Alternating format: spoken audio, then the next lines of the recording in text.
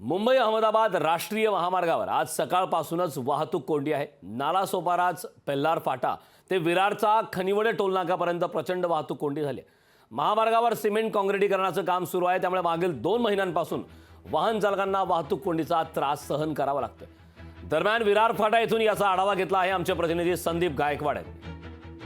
मुंबई अहमदाबाद राष्ट्रीय महामार्गावरती पूर्णतः वाहतूक जाम झालेली आहे। आपण जर बघितलं तर आपण आता विरार फाटा या हद्दीमध्ये उभा आहोत। या ठिकाणी जर बघितलं तर मुंबईहून गुजरातकडे जाणारी लेन ही पूर्णतः पॅक आहे आणि मोठे मोठे कंटेनर असतील, वाहनं असतील, ही पूर्णतः या ठिकाणी लांबच लांब रांगेमध्ये उभा राहिलेले आहेत। तर अतिशय धीम्या गतीने ही वाहतूक कोंडी सुरू आहे। नालासोपाराचा पेल्लार फाटा असेल तर विरारचा खानिवाडी टोलनाका यापर्यंत अशी 10 ते 15 किलोमीटरची ही वाहतूक कोंडी या ठिकाणी निर्माण झालेली आहे।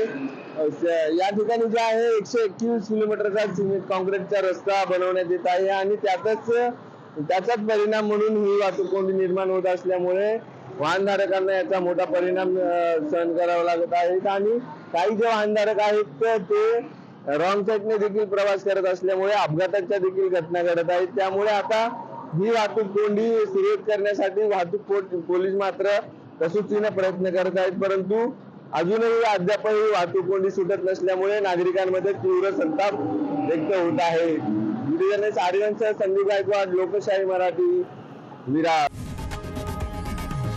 लोकशाही मराठी ऐका, पहा, जागरूक रहा।